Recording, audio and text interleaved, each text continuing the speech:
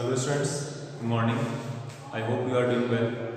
सो अभी तक हमने ये जो चैप्टर अपना थर्ड चैप्टर चल रहा है, ठीक है, motion in straight line. Okay, this is motion in straight line. ये अपना थर्ड चैप्टर है जो यहाँ पे अपन डिस्कस कर रहे थे, ठीक है। और इस चैप्टर में अपने काफ़ी सारे टॉपिक्स कर लिए थे, पहले भी अपने वीडियोज भेजे थे आपको। और इन वीडियोस में हमने डिस्प्लेसमेंट, डिस्टेंस, स्पीड, वेलोसिटी और एक्सेलरेशन ये सब हमने डिस्कस कर लिया था। और डिस्प्लेसमेंट टाइम ग्राफ और वेलोसिटी टाइम ग्राफ भी हमने डिस्कस कर लिया था, ठीक है। और अब आज इन्हीं डिस्प्लेसमेंट टाइम ग्राफ और वेलोसिटी टाइम ग्राफ के ऊपर अपन कुछ क्वेश्चंस करने वाले हैं, ठीक है। और इनमें एक और पॉइंट है जो मैं आपको एक्सप्लेन करने वाला हूँ आज यहाँ पे, ठीक है। तो यहाँ पे देखो, वेलोसिटी टाइम ग्राफ ये आपको मैंने एक बार बता दिया था। और इसमें अपने 4 अलग अलग टाइप के ग्राफ देखे थे, वहाँ पर 4 नहीं टोटल 5 ग्राफ देखे थे हमने। और इसमें एक छोटा सा पॉइंट और ऐड करना है मुझे, वो आप यहाँ पर देखो। सपोज हमारे पास एक वेलोसिटी टाइम ग्राफ, ठीक है, ये आपके पास एक वेलोसिटी टाइम ग्राफ है। इस वेलोसिटी टाइम ग्राफ में जो आपका टाइम एक्सिस है वो एक्स एक्सिस के अलाउंग रहेगी, और जो आपकी वेलोसिटी है वो हमेशा वाई एक्सिस के अलाउंग इसको कंसिडर कर रहे हैं। पहले के जो लेक्चर्स उनमें भी मैंने ऐसे ही कंसिडर किया था, आज भी मैं ऐसे ही कंसिडर कर रहा हूँ, ठीक है। और इसमें आपको देखना है, सपोज अपने पास एक गिवन वेलोसिटी टाइम ग्राफ है, ठीक है। अब इस वेलोसिटी टाइम ग्राफ का टोटल एरिया क्या होगा, वो एरिया देखते हैं सबसे पहले, ठीक है। तो ये आपके पास एक ग्राफ दिया होगा, सपोज कोई भी एक ग्राफ, तो इसका एरिया चेक करो। इसका एरिया चेक करने के लिए हम क्या करेंगे, यहाँ से एक परपेंडिकुलर यहाँ पे ड्रॉप करेंगे, ठीक है। सपोज ये ग्राफ है यहाँ पे आपका ए बी, ठीक है। बी पॉइंट से आपने परपेंडिकुलर ड्रॉप किया, तो ये हो गया यहाँ पे टाइम t2, और कौन से पॉइंट पर हो गया, ये सी पॉइंट पर हो गया, ठीक है। फिर इसके बाद आपके पास पॉइंट ए से आप एक और इसके ऊपर परपेंडिकुलर ड्रॉप करो, और परपेंडिकुलर यहाँ पर ड्रॉप करने से ये क्या है, डी पॉइंट पर आपको मिल गया। और यहाँ पर आपने time instant, second time instant ले लिया t1, ओके। और यहाँ पर इसकी ये जो पार्ट है, ये जो डिस्टेंस यहाँ पे, ये क्या है, इसकी वेलोसिटी को डिनोट कर रहा है, ठीक है ना। अब आगे देखो, अगर हम इसका एरिया कैलकुलेट करना चाह रहे हैं, तो ये एरिया क्या होगा, area of A B C D. इस रेक्टेंगल का जो एरिया होगा वही इस ग्राफ के अंदर का एरिया कवर करना है हमको सारा। इसकी वैल्यू होगी, आपको पता है, लेंथ यानी कि A B into its width, you can write its BC, okay. अब A B into B C, अब यहाँ ए बी की वैल्यू क्या है, ए बी की वैल्यू आप देख पा रहे हो यहाँ पर इस टाइम एक्सिस से, it is t2 minus t1, क्योंकि ये इसके बीच में डिफरेंस ही तो है। तो आप यहाँ पे लिखोगे t2 माइनस t1 इंटू इसकी हाइट है bc, और bc क्या है, जब आप इस bc को y एक्सिस पर यानी कि वेलोसिटी एक्सिस पर आप चेक करोगे तो ये आ जाएगा। तो यहाँ पे क्या होगा, total time interval delta t into velocity. और आपको पता है velocity multiplied by time gives us the value of displacement. ये आपको डिस्प्लेसमेंट की रिलेशन देगा, ठीक है ना। ये टर्म मैंने आपको इसलिए बताया कि हमें आने वाले लेक्चर्स में, आने वाले कुछ डेरिवेशंस में काम आने वाला है, ठीक है। इसलिए मैंने आपको ये यहाँ पर आज ये डिस्कस किया, ठीक है। अब इसके बाद हम देखते हैं, इसके बाद अपने को क्या देखना है, एक क्वेश्चन भी लेकर आया मैं आपके लिए आज, ठीक है। इस क्वेश्चन को हम कैसे सॉल्व करते हैं, बहुत आसान क्वेश्चन है, ये ज़्यादा मुश्किल नहीं है। ये उसी पर बेस्ड है जो हमने कल यानी कि सैटरडे क्लास में हमने जो भी डिस्कस किया था, V and T graph, velocity time graph में डिस्कस किया था, उसी के ऊपर बेस्ड ये एक नया क्वेश्चन लेकर आया हूं, ठीक है। इस क्वेश्चन को सॉल्व करते हैं, ठीक है।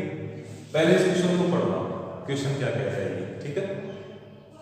According to this question we have velocity time graph for a vehicle is shown in the figure below. Draw the acceleration time graph from it. In this question, we have given this figure, and this figure is for time and velocity, means it is a velocity time graph.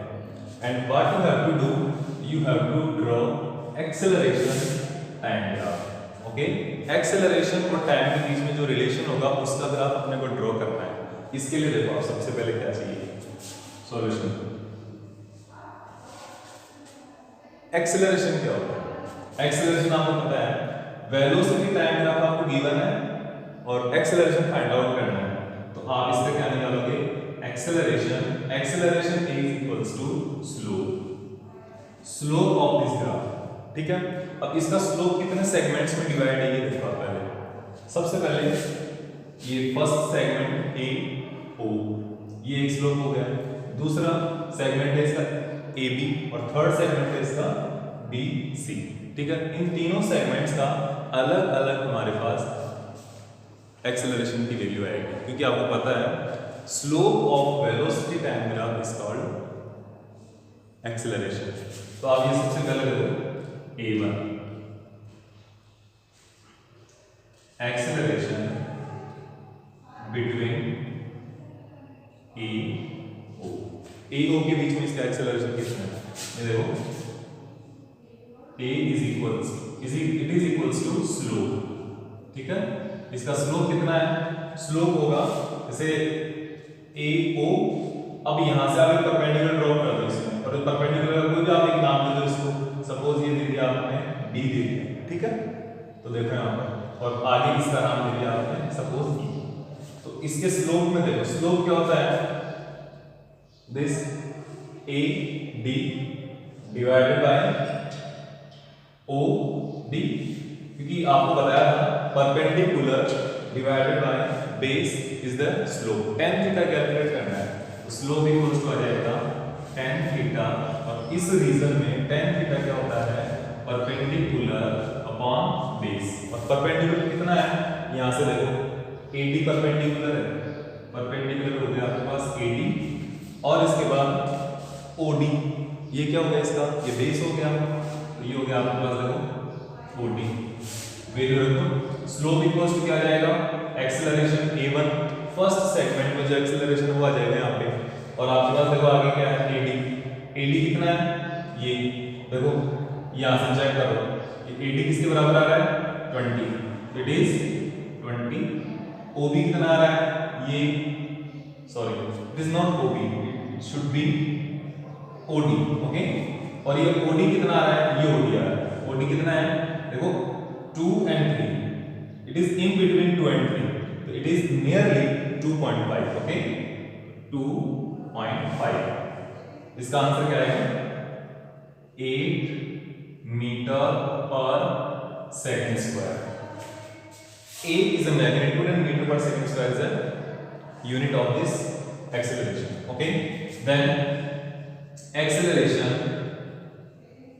between A B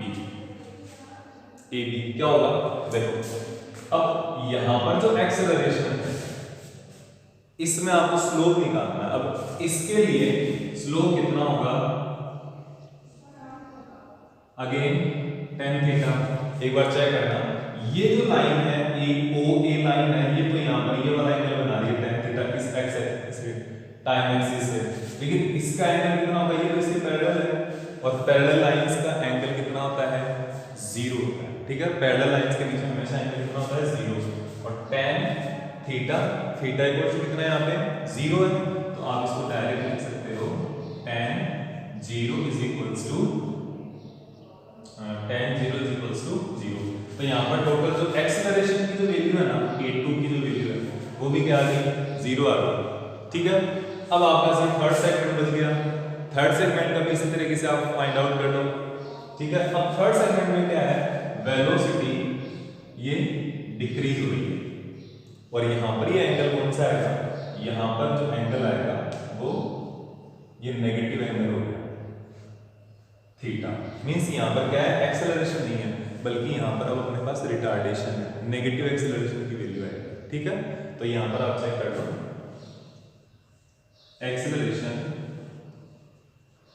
between BC, तो BC के बीच में acceleration होगा अपना slope equals to tan theta. अब tan theta क्या है यहाँ पे, अगर ये थीटा होगा तो ये भी क्या होगा, थीटा होगा। ऑपोजिट एंगल, ये वर्टिकल ऑपोजिट एंगल है। अब यहाँ पे देखो ये हो गया इसका परपेंडिकुलर, ये हो गया परपेंडिकुलर, ये हो गया इसका बेस EC। तो परपेंडिकुलर हो गया आपके पास BE, बेस हो गया EC। तो वैल्यू देखो, इसकी वैल्यू रख के चेक कर लो। BE की वैल्यू कितनी है, BE की वैल्यू ये है, और ये वैल्यू कितनी आ गई 20।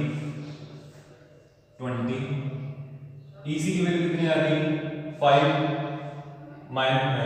5 to 7, 7 minus 5 is equals to 2।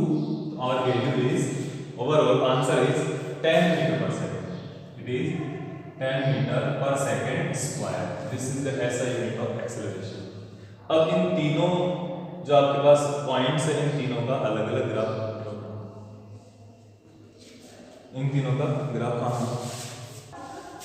तो स्टूडेंट्स ये अपने पास 3 अलग अलग वैल्यूज आ गई। अब इन तीनों वैल्यूज को हम एक ग्राफ में प्लॉट कर देते हैं, ठीक है। तो देखो यहाँ पे सबसे पहले क्या होगा, ये आपके पास एक ग्राफ हो गया, ठीक है। एक अपना ये एक्स एक्सिस पर टाइम कंसीडर करेंगे, और जो वेरिएबल है टी के साथ वेरिएबल को हमें एक एक्सेलरेशन टाइम ग्राफ खींचना था। तो ये एक्सेलरेशन आ गया, और एक्सेलरेशन अपन वाई एक्सिस पर कंसीडर करेंगे, ठीक है।